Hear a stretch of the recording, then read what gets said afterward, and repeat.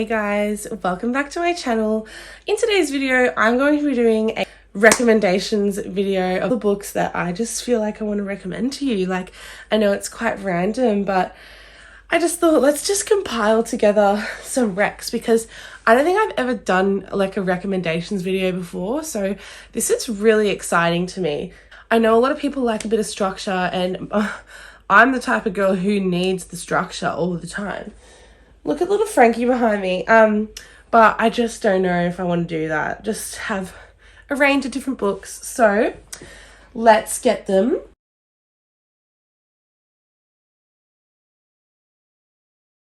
Okay. Oh my god. So I don't really know where to like start, really. So much has fallen over. Let's get straight into it. So this is like an OG book, like OG to anything that can really like reel you into the book reading universe, the bookish world. Okay, so this is Sally Rooney's Normal People. As you can see, this was like my very first kind of book that I read, and I didn't know what tabbing was. I tried to tab and I had like 3 colors. I had like a color coding. The blue was to symbolize sadness, the pink was to symbolize romance, and the orange is to symbolize plot and meaningful stuff that I liked. I don't think I underlined anything, but I would like put the tabs on like the parts of the book. I need it. This needs to be a reread, seriously. Oh, actually, I did like bring like sticky notes. I put sticky notes in here, and this is like me being like so crazy. Like I wrote so bad things. Like it's the way they have so much chemistry, the way he just knows he's meant to be with her, and yet here they still are, many fucking obstacles. Also, if I could skin Jamie alive, I would. Okay, so pretty much this is about Connell and Marianne. It's just kind of like the ins and outs of their relationship, and it starts off with them a little younger, and then obviously they rekindle, come back into each other's lives in some aspect, and it's one of those books that like leaves you going, oh, okay, I'm pleasantly satisfied, but I want so much more at the same time. You know what I mean? Like it was so good. It's like the perfect size. It's literally 266 pages. What was my last sticky note? But without like spoilers, let's have a little read of it. Also, this is still yet the only Sally Rooney book that I've read. I've got Conversations with Friends and Beautiful World Where You Are, or Where Are You. She's so supportive, but fuck, that hurt. I'm bawling my eyes out as if that's the end of their story. Fuck off, fuck off, fuck off. So obviously like after months, that's like I obviously feel, I'm like envisioning how sad I was.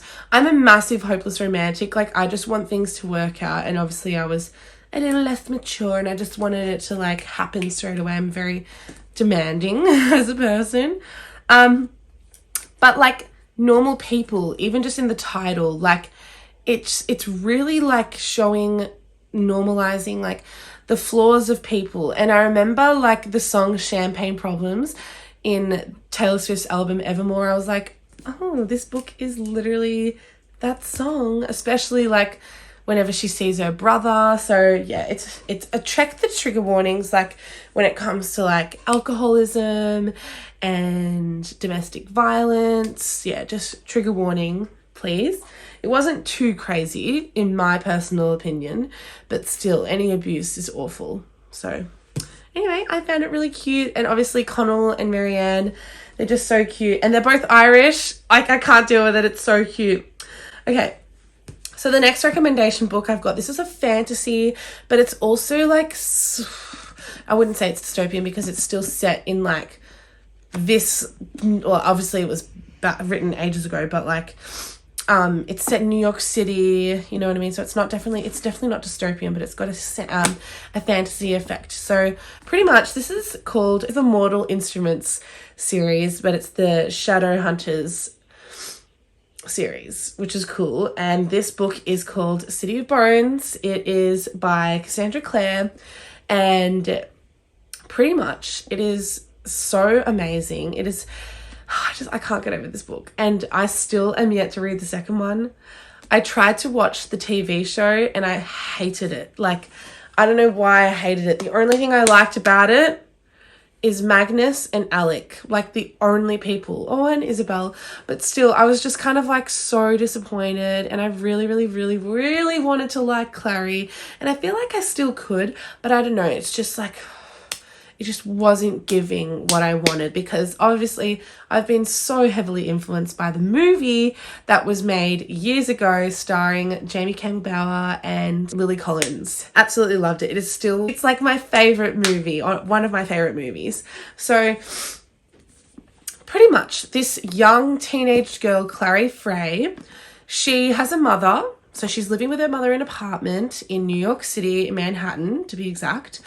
And she has, so her mother has a friend called Luke, and Luke is, like, they're all keeping secrets. I do not want to spoil anything pretty much, but, Clary has this ongoing annoyance, as in like she's wondering why she's drawing all these symbols all the time and why she can see certain symbols but no one else can. And she has a best friend called Simon, and Simon is obviously pining over her. They've been best friends for years.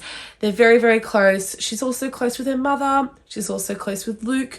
Luke is like best friends with her mother, but you know, it's a little bit more than that. Yeah, and there's lots of secrets going down. And then one day she stumbles, one day it's her birthday, I'm pretty sure. I forgot. One day she goes to this club with Simon, and she can see this symbol, and she even like sees that. So the first, like, she's lining up at the club, and then she sees this mysterious kind of guy go into the club, and she thinks he's good looking, and she can see this symbol, and he can hear her saying, "Oh, what's that symbol?" to the security guard, and the security guard doesn't really know. Simon doesn't see the symbol, but only she can, and the guy is like, "Let her in," because he is a demon. So yeah, pretty much she can see symbols. The demons know about the symbols. She's going into the club. The club is very like, it's not like spooky or anything, but it's definitely not like the kind of clubs that you would go to in this day and age. Like, it's got a bit of like a dystopian effect to the club. Like, the club is full of like humanly like people that look like humans, but obviously like some of them aren't just humans, if that makes sense. And they're also full of shadow hunters. So the shadow hunters is a small group of shadow hunters, and they feel like they are the only shadow hunters there in that time, because there is a place, I forgot where it's called. There is an actual place where like the shadow hunter world is, pretty much like outside of New York City, Manhattan. But they are living in this nice, beautiful, massive mansion in the city. But to most outsiders, most mundanes, which is like their term of calling them just like ordinary humans, they can't see what like the big, huge castle looks like. They can just see like a trashy kind of church that's like run down, completely like abandoned pretty much. But to any shadow hunters, they can see like whatever they're looking at, that's where they live, and it's really cool. And pretty much shadow hunters are demon slayers. They are the type of people, like their mission is to kill the demons. But unfortunately, one shadow hunter in particular, his name is Valentine, and I'm not going to spoil anything, but Valentine, this isn't a spoiler, Valentine's mission has always to be like mix the blood of a shadow hunter and demons so that he can have his own army pretty much and like destroy, like he's just evil. And Valentine is a very important character. He's very, very important. So even though we hardly see him in the first story, he's very much spoken about. They're living in this big, huge place, and there is a man called Hodge, and Hodge can't go outside. He at first is, you know, talking about how he just can't, he's got like some sort of disease, a curse pretty much. But little do we know, there's more to it, pretty much. A lot of connections and everything. There's certain betrayals in the story. There's a lot of confusion as well. Lies told. Lots of saving lives, obviously there. So this is a romance book, and you might think at the end it's fucked up. But I promise you, there's so much more to the story. There's 6 books in the series, so you covers everything. I already know from watching watching the movie and also reading this, that there is more to whatever goes on at the end. If you have fallen in love with the romance, trust me, you'll still be on the bandwagon. But yeah, it's got like a crazy ending. That's all I wanted to say. But this is definitely like, it is such like one of the biggest recommendations I could ever recommend. This book is just amazing.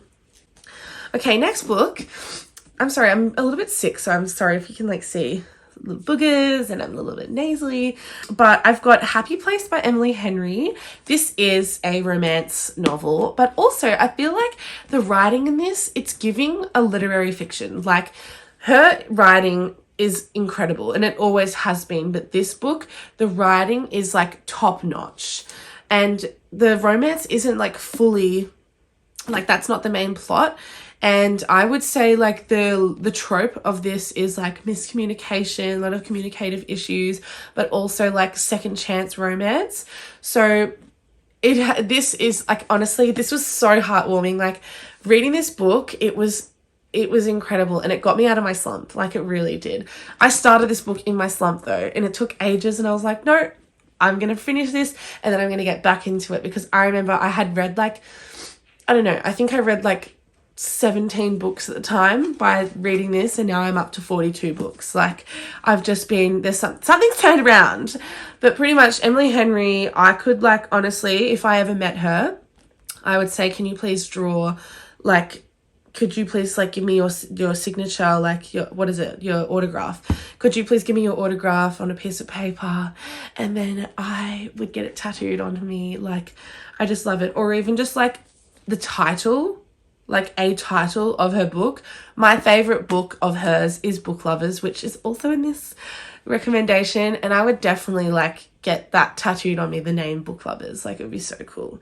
So yeah, very, very exciting. Also, unfortunately, like, please don't hate me, please don't, I've only read this book and Book Lovers. I'm still yet to read Beach Read. I know that's actually fucked of me, like, please, I don't even have to remind me, like, but don't worry, because I'm currently reading Good Rivals and a couple of audiobooks, plus Harry Potter and the Order of Phoenix, and then I'm moving on to 2 fantasies at the same time after that, and then I've got 2 romances, and then Beach Read. And I only want to read Beach Read by itself, not reading any other books at the same time, which is really good. And then I will continue reading the rest of the Chestnut Spring series before the next book comes out very, very soon. And anyway, so pretty much, if you haven't already read this, like, what are you doing with your life? This is Happy Place by Emily Henry, and it stars Harriet and Wynne.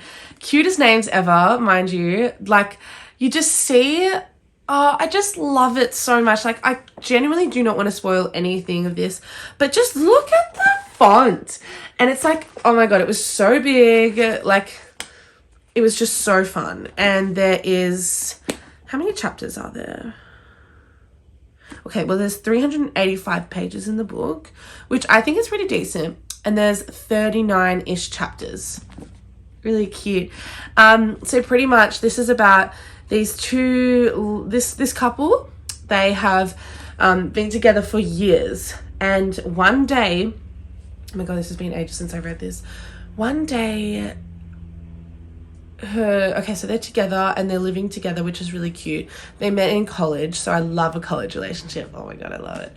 And she's not really close with her parents from my memory, but she's close with Wynne's parents, which is nice. Something happens to one of Wynne's parents, I'm pretty sure, and Wynne has to go live back with his mom, I think, or Wynne has to go back to his family house and, you know, take care of everyone there. He's still in a relationship, but it's a bit of long distance. And then one day there's just a bit of miscommunication. They're not really like talking as much. And yeah, it all just kind of like completely fizzles to a stop at one point. And there's this person in her life. And honestly, like that person in her life at the time, while Win was gone, was so insignificant. I feel like he was so not important. That was like the one thing I was like, just like, why are you here? And he wasn't even there for long. And for Win to be so upset about that person just made my blood boil, because I was like, he's nothing. Like, he's literally nothing. It's just so bad miscommunication. Like, promise you, like, nothing happened. Pretty much, so Win and Harriet, they are a part of this cute little group from college. There is a lesbian couple in there, and there's also like there's two couples in that group that were both friends to lovers as well, which is really cute. And pretty much one of the girls in this group, I forgot her name, I can't think, but one of the girls in the group, I would hands down picture Suki Waterhouse as this person, not Harriet, but Suki Waterhouse as the girl who owns like the cottage, pretty much, this like lake house that they go to so they go to this, I think it's like a cottage lake house, I'm pretty sure from my memory. They go there every year at the same time for like a cute little friendship thing that they do, and they stay there for like a week, and they have a little itinerary that she makes them all do, which is really cute. And pretty much she announces her engagement with their friend that they're all friends with inside the group, so they're all planning that. But little do they know that Win and Harriet have broken up. Win and Harriet broke up, and they were like, we cannot tell them. This is and apparently this was the last time. So this was the last time they could ever go to the cottage, the last time that they could spend their time together as a group here. All their memories will be still a part of them, but they will never be able to do it again. So they all had to come for the last time. And both Harriet and Win were really hesitant to go for the last time because of their breakup. So once they met up, all of a sudden, Win was like completely pretending that they were still together, and she was a bit confused by it. And then, you know, they have their conversations and they're like, okay, let's do this. Let's pretend that we're still together just so we don't upset anyone, you know. Like they just didn't want to upset anyone, especially with the talk of the wedding and the wedding planning. So there's a lot of chat, and they have to share a bedroom together, so it's a bit of like false proximity. But yeah, I would definitely recommend this book. There's so much miscommunication in it, and it leaves you like so worried at some points, but then you're like, biggest like chest reliever, like biggest like, oh my god, okay, finally it's out, you know what I mean? There were so many moments like that where I was like, thank you for having that conversation, because now we can keep moving forward. But it was so cute at the end of the day, and I can't say any more, but it was really, really fun. It's a really, really, really, really good book, and I'm definitely going to reread this. Itchy. Okay. This next book is The Hunger Games by Suzanne Collins. This is the best, like biggest, easiest, hands down book to recommend if you are into dystopian novels and movies and TV shows. It is so fantastic, to the point where like I just get so sad thinking about how like it's never going to continue. Like, we only got 3 books out of it, and obviously the Ballad of Songbirds and Snakes, I need to still read that before the movie comes out. But you know what's really funny? Like, I was so excited for the movie to come out, and then all of a sudden Rachel Zegler, and this makes me so sad because I've always loved her. Like, I've loved her so much because I'm a musical theatre girly. She's a musical theatre girly. She's always been so, so, so fantastic, up until the point where like all the press and the chats, you know, the publicity of her new movie Snow White has come out, and it just makes me so sad. All the comments that she's saying, yes, her opinions, you know, everyone's opinions, you know, anyone can have opinions. It just makes me so sad how like she's saying these things, and it's upsetting to the community, especially those that love the movie Snow White. Yeah, obviously opinions are opinions, you know, everyone has opinions. I usually have opinions, but I keep them to myself, you know. I never ever say my opinions, but this is an opinion of mine. I would just say it just makes me sad. It just makes me so sad to see now that like literally so much of social media and the world and fans are so disappointed and upset with her. And I feel for her as well, because like a new movie's coming out, and I'm seeing like on Facebook everyone's like laugh reacting now to all of the Hunger Games, the movie that's coming out, and it makes me so sad because there are so many amazing actors in that in that movie, the new movie that's coming out, and you know it's now it might bring the ratings down, you know, it affects everyone else that's involved. So yeah, it's upsetting because everyone's like just shitting on her, anything that she's now doing or saying. Yeah, it makes me sad. But I mean, that's her opinion. It's the consequences. It just sucks. But yeah, anyway, what I was saying was Hunger Games is incredible. If you don't know already, it is about a world. It's set later on, or I don't know, actually, it's never really specified, but this is their own way of living. So pretty much there is the capital, which is kind of like the government in a sense.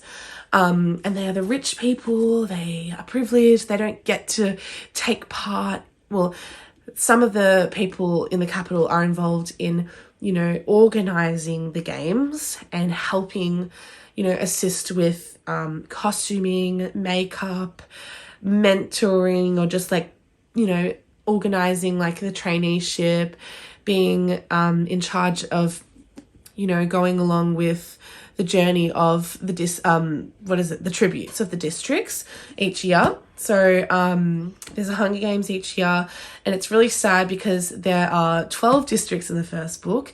Obviously there's always been 13, but in the first book, I should say, this whole series, there are 12, and each district is like known for certain things. So the main district that we are constantly seeing throughout the whole thing, and their POV, is District 12, which is the coal mines. So everyone there could be lots of people and loved ones that were in that district that have already passed away due to like, you know, effective issues in the coal mines, which is sad. So pretty much in every district, every year, President Snow from the capital runs at the same time every year an annual Hunger Games, and it involves all teenagers from ages 12 to, I'm pretty sure, 18. So you can't be in the Hunger Games if you're younger than 12 or older than 18,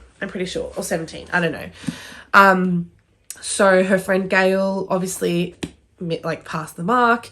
He's never had to go into the Hunger Games, and one day all of a sudden Katniss Everdeen, yeah, obviously they're living in the ruins. There's so much shit that's going on. There's peacekeepers everywhere, and peacekeepers are kind of like, I don't know if you want to picture like stormtroopers from Star Wars, but they're kind of like the police pretty much. And they just can shoot anyone whenever someone's like doing something. There's a lot of injustice everywhere, especially in District 12. Everyone's really poor. It's not known for affording a lot of things. It's very sad. But however, if you are a tribute that has won one of the Hunger Games and you are from District 12, you get to live back in District 12, but in like the tributes area, like not the tributes, the victors area, like, I don't know if it's the victors, I think that's what it's called. It's been so long since I've read this. And it's kind of like they get their own mansion and they're fine for the rest of their lives after they win the Hunger Games.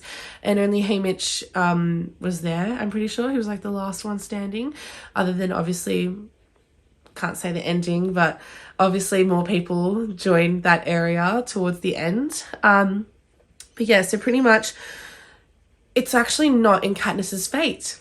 She doesn't get picked, but Peter Millark gets picked, and we love Peter Millark. He is the best character in the entire fucking series, other than, what's his name?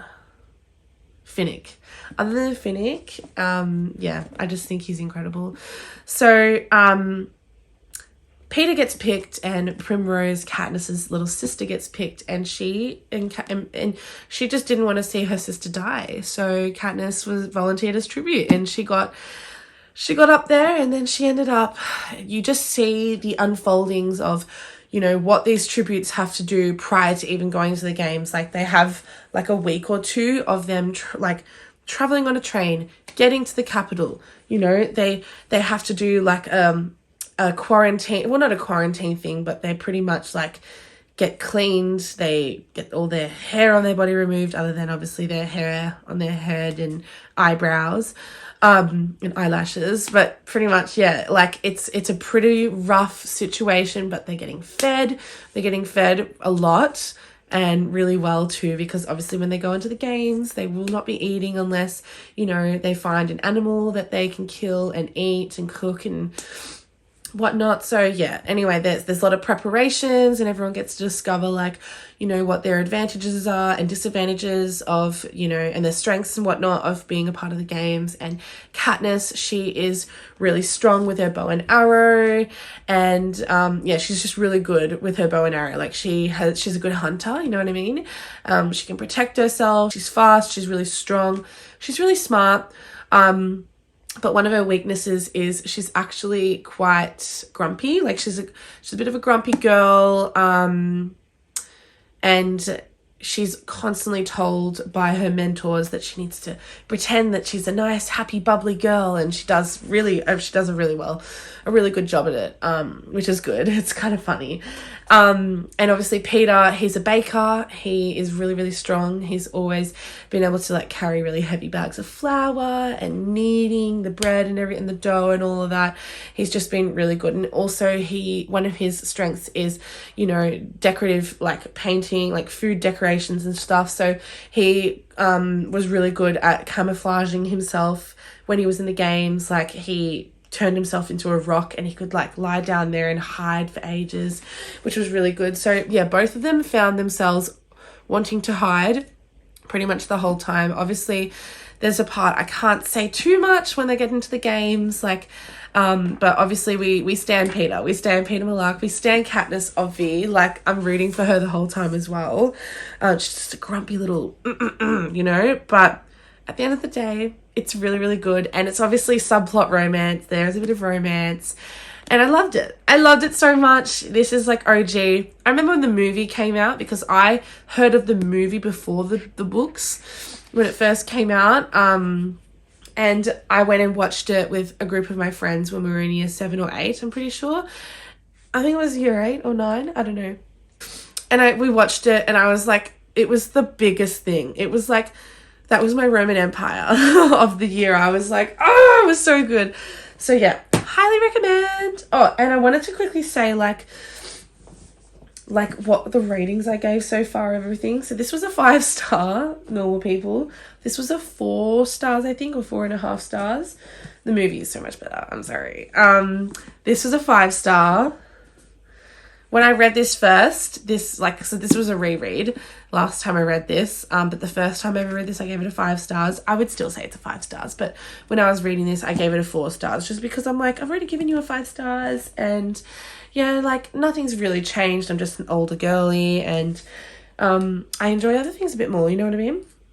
It's not saying like my opinion's really, really changed, but just in the moment, I was kind of like, yeah, I'll just give you a 4.5 stars, I think, or a 4, I don't know. So the next book that I wanted to recommend is A Good Girl's Guide to Murder. This was the first, and I made sure this was the very first thriller book that I ever read. I was like, this has to be the first one, you know? So pretty much this is A Good Girl's Guide to Murder. It is about Pippa Fitzmoby. She is, now I'm pretty sure I read the English version, and I like it way much better than I've heard. Like, there's an American version as well. But I just think this setting is cuter. So pretty much Pippa Fitzmoby, she is going into, she's in high school still. So this is definitely YA. It is a thriller mystery fiction, and it has a subplot romance, which is really cute. I just love romance so much. And it's really cute too, because I just love people of color. Like, there was a lot of like representation in here. Like Pippa Fitzmoby, she's not, I don't know, from what I've heard, she's white, but the person that she works well with in this book is Ravi is a person of color. I'm pretty sure he comes from like an Indian background, which is, or something, I think it's Indian or Sri Lankan, I'm not sure. I should do my research. But he's definitely, like that whole family, I just love that family. The Singh family, oh, so beautiful. Like, if I were ever to want to be a part of like if I had 5 books that I wanted to be a part of, like I would want to be a part of, like this would be one of them. And I want to be best friends with Ravi. I just, oh my God. And Ravi and Sal, I would be best friends with them. They're so cute. And Pippa, but Pippa also reminds me of me, and I was kind of like, shut up. Shut up. No, but also like I loved her. She wasn't insufferable, but I was just like, calm down, breathe, go to sleep. Go to sleep, Pippa. Like you need to sleep. And she's like always putting her life in danger. It was really scary sometimes, especially in the later books, and especially in the last part of this book as well. I was like, girl. I was like, do you really want to do that? She did though. She's fearless. She was in her fearless era, but also, yeah, I feel like in this book she was in her fearless era, and then in the second book she was like still in her fearless era, got kind of like in her lover era as well. And then in the third book she was in her reputation era. Big reputation. Ooh, you and me, we got a big reputation. Anyway, so yeah, pretty much it's about this girl. She has to do a school project, and she's chosen to do it based on the unsolved, well, it's in her eyes it's unsolved, because it just made no sense with the public blaming Cell Singh and the police blaming Cell Singh of the murder of Andy Bell. And yeah, she kind of interviews everyone and ends up solving the mystery behind who's murdered who was murdered, you know, all of that jazz. And she's just such an amazing person. For her to do that, there was lots of moments where I was like, oh my God, like it was jaw dropping. And I loved like the parts in the book where was it? It's like at the end of every chapter, she would go anytime there was like a production log, she would go entry 17 or entry 18, and then she would write down like her thoughts of everyone that everything that she's thinking of in that week, in that day, after interviewing certain people and then digging deeper. And then she'll do like a person of interest list, like by the end of every chapter, which is really cute. And she goes, persons of interest, da-da-da-da, da-da-da-da, da-da-da-da. And it was so cool. And I was like, I love it. There was one. So Frida McFadden's The Housemaid, I gave that a 5 stars. It was incredible. I don't have the physical copy because I listened to it on Audible. It's pretty much about this girl who's just come out of prison and she needs a new job. It's very hard to get a job after being in prison for so long, or even just being in prison like for however many months or whatever, or days or weeks. Like it's hard to get a job because that's your reputation gone, which is really sad. But I mean, it just depends on what they do, you know. And pretty much she gets this job as a housemaid, and the housemaid gets to also live in this house. When you first, in her point of view, like you will hate the mother so much, like the wife. Her personality is very hostile, and you would think that like she's got like some sort of forgetful issue where she says one thing and then she's forgotten that, so she'll say, no, I definitely said this instead, you know what I mean? And then it would get other people into trouble and make people very annoyed, if that makes sense. So pretty much this poor girl, she's living in this house. It's like a very nice house. Little does she know, so much shit goes down. I can't even say the plot twist. Like it's crazy. I cannot say it, but she's living in this very small little room, even though the house is amazing and massive. And she's, you know, taking care of the house, looking after the chores, the little daughter. But then along the way, she finds that she cannot escape her feelings for the husband. The husband is quite attractive, and the husband is really, really, really nice to her. And yeah, she kind of falls for him, pretty much, if that's not really a spoiler. And then so much happens and I cannot say anything more. It is definitely a thriller. I wouldn't say it's a mystery. I just think there's a lot that unfolds. And it's a massive thriller. It's crazy, subplot romance, but it's like fucked up. It's crazy. Frida McFadden has my heart. Like, I love that book. I read it in a whole day and I was like, oh, I love that. That's added to my favorites forever. Like, it's so good. But I hope you enjoyed this video, guys.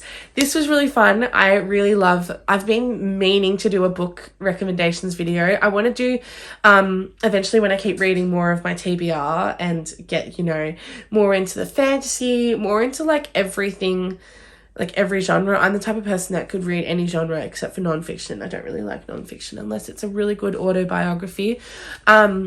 Or like a cute little self-help book, but it's really hard for me to read. I just need a story. You know what I mean? I'm very excited to one day do a highly specific book recommendation video, which would be really cute. So one day that might happen. I just haven't read enough books to do that. I mean, actually, that's not true. I've read almost 80 books in my whole life, but this year so far, I've only read 42. So yeah, very cute. Actually, that excludes all of the fan fictions I've read. I have 3 fan fictions as well that I have hard copied. It's called All the Young Dudes. I can't remember who it's by. Shit. But All the Young Dudes is pretty much a before the Golden Trio time in Hogwarts and Harry Potter. So this is the POV mostly of, actually the whole POV is just Remus. It's like a headcanon kind of book, mostly with canon qualities. You know, you're meeting all the Marauders. It is like the type of series that you'll be like, I actually can never go back to fully being immersed in the Golden Trio era now. Like, now that I'm in my Marauders era, I'm like, that is like engulfed me. I'm still obviously like Golden Trio era, the aesthetic, I'm in love with it. That was my childhood. But because I'm now obviously past my minor, I'm not a minor anymore, it's obviously very inappropriate to be falling in love still with characters that, you know, in the story. Obviously now, like we know with like Harry Potter and the Cursed Child, the characters have grown up and they're in their 40s and everything. But if I'm pining over someone and I'm 25, and if I'm pining over a character that is literally 15 in a movie, that's fucked. That's like, I was educated on that like a couple of years ago because I had no idea at the time. I was like, oh, we grow up, guys. We grow up. We can't be pining over like, it's inappropriate if they're minors. So it's really cool how like you see the characters in the Marauders books from the start, when they're very 1st of September, when they're all 11 and 12 and they're going to Hogwarts for the first time, and you see them up until their deaths, and a lot of them die in their 20s, which is really cool. Majority of them also die in their 30s. Pause for just a sec. I can't believe I said that. I was delirious. Like, I have been filming that video was going for like 3 hours. This is going to be split in parts. I don't know if you can tell because there's books like on the side that are not mentioned in this version of the video. I've got some issues with my laptop. It just doesn't have enough space, and I'm so frustrated. Like, I've got nothing on this laptop except for Sims. Like, everything is gone. But yeah, so it's fine. Anyway, no, what I'm trying to say is, I can't believe I had the cheek to say, oh yeah, most of them die in their 20s, which is cool. How is that cool? I'm so sorry. I just want to apologize. Like, I was so delirious. I was meant to say, like, which is sad. Can't believe I said that. So yeah, please forgive me. Did not mean it. I did not mean it, all right? I hope you guys enjoyed my video. It was really, really fun. I'm never usually the type of person to say, guys, go and follow everything, but I actually feel like I want to say it for the first time today. So in my bio below, I have all of my links in a big, huge little link tree of all my TikToks, my Spotify, my Instagrams, my Bookstagram specifically as well. Please go and check it out. out. It'll be really, really fun. I'd love to have more people over there conversing, a little cute little friendship.